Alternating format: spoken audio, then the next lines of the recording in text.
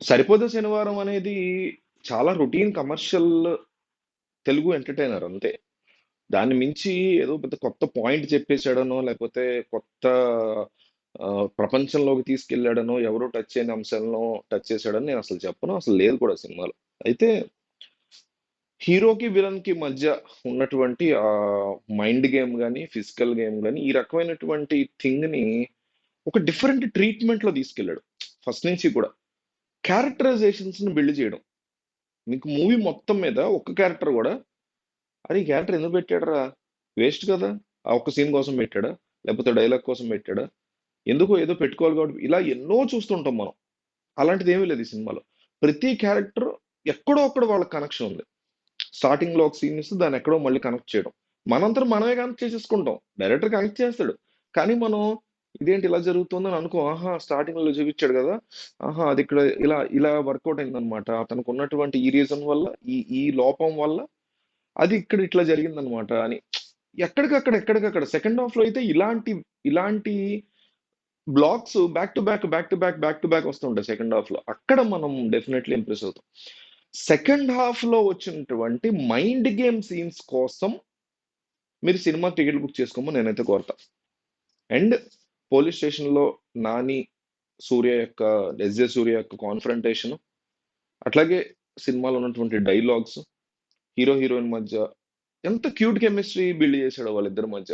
ఏ రకమైనటువంటి glamour show గాని, లేకపోతే గ్లామర్ షో పక్కన పెడితే సినిమాలో ఎక్కడ అబ్యూజివ్ వర్డ్స్ ఎర్రి అనే వర్డ్‌ని అక్కడితో ఆపేసాడు తప్ప, మూవీలో ఎక్కడ తిట్లు గాని, అవి గాని అబ్యూసివ్ గానో, లేకపోతే గలీజ్ గానో, క్రింజ్ గానో ఇప్పుడు మనకి ఇవుంటాయి. Zero gravity fights. Boyapati cinema కావచ్చు, కమర్షియల్ సినిమా అన్నిట్లో ఉంటాయి. అలాంటిది ఒక్కటి కూడా లేదు. అంతా రియల్‌గా, ప్రాక్టికల్‌గా ఉంది. బట్ కొంచెం ప్రాక్టికాలిటీ, సినిమాటిక్ లయబిలిటీ కూడా తీసుకున్నాడు ఆబ్వియస్‌లీ. తీసుకున్నాడు. ఏం కాదంట్ల.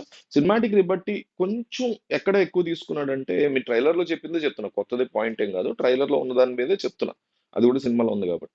ఈ సూర్య అనే అతను శనివారం పూటే తను ఎంచుకున్న వ్యక్తులను కొడుతుంటాడు కదా! ట్రైలర్‌లో కూడా ఉంది పాయింట్. సో, కొడుతున్నటువంటి వ్యక్తిని ఈ చట్టాలు గాని, పోలీసు రిలేటెడ్ గాని ఏమి చేయరా అనేది అదొక్కటి కాస్త సినిమాటిక్ లిబర్టీ కాస్త ఎక్కువ తీసుకున్నాడు అనిపించింది. లయబిలిటీ అన్నా ఇందాక సారీ. లిబర్టీ సినిమాటిక్ లిబర్టీ కాస్త ఎక్కువ తీసుకున్నాడు అనిపించింది అక్కడ. అంటే జనరల్‌గా ప్రతి శనివారం కోపంగా ఉన్న వ్యక్తి ఎవరో ఒకళ్ళని కొడుతున్నప్పుడు ఏం జరుగుద్ది? ఎక్కడో అక్కడ ప్రాక్టికల్‌గా లా గాని, పోలీస్ స్టేషన్ గాని అతను ఎళ్ళొచ్చాడు, లేకపోతే కేసులు కూడా ఉన్నాయి అనేది ఒక చిన్న సీక్వెన్స్ ఒక 2 గంటల 53 నిమిషాల సినిమా గదా! సో, అక్కడ కాస్తంత మిస్ అయిందనిపించింది. అదొక్కటి పక్కన పెట్టేస్తే ఓవరాల్‌గా అసలు టాప్ నాచ్ ఉంది సినిమా. అంటే as a commercial potboiler, as a paisa vasool movie మీరు ఫ్యామిలీతో, పిల్లలతో చక్కగా చూసి ఎంజాయ్ చేయదగ్గ మూవీ కింద కన్సిడర్ చేయొచ్చు. పిల్లలకి కూడా నచ్చుద్ది. అక్కడక్కడ ఫన్ ఉంది.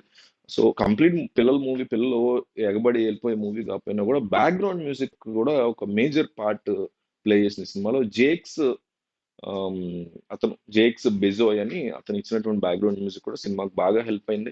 ఎక్కడా కూడా అవసరం లేని సీన్లు లేవు. ఎక్కడా కూడా సినిమా బోర్ కొట్టలేదు. 75-80% ఆఫ్ ద మూవీ అసలు బోరింగే లేదు. అది నాకు చాలా ఇంప్రెసివ్. ఏ మూవీ అయినా బోర్ ఎక్కడ ఎంత తక్కువ ఉంటే అంత బెస్ట్ అని నేను ఫీల్ అవుతుంటా. సో ఓవరాల్ గా ఈ మూవీని ఈ డిఫరెంట్ రీజన్స్ తో ఎస్పెషల్లీ సెకండ్ హాఫ్ లో వచ్చేటువంటి మైండ్ గేమ్ బ్లాక్స్ కోసం ఖచ్చితంగా మీరు ఇప్పుడే టికెట్స్ బుక్ చేసుకోదగ్గ పర్ఫెక్ట్ మూవీ ఈ వీకెండ్ కి మీ ఫ్యామిలీతో ఫ్రెండ్స్ తో చూడండి.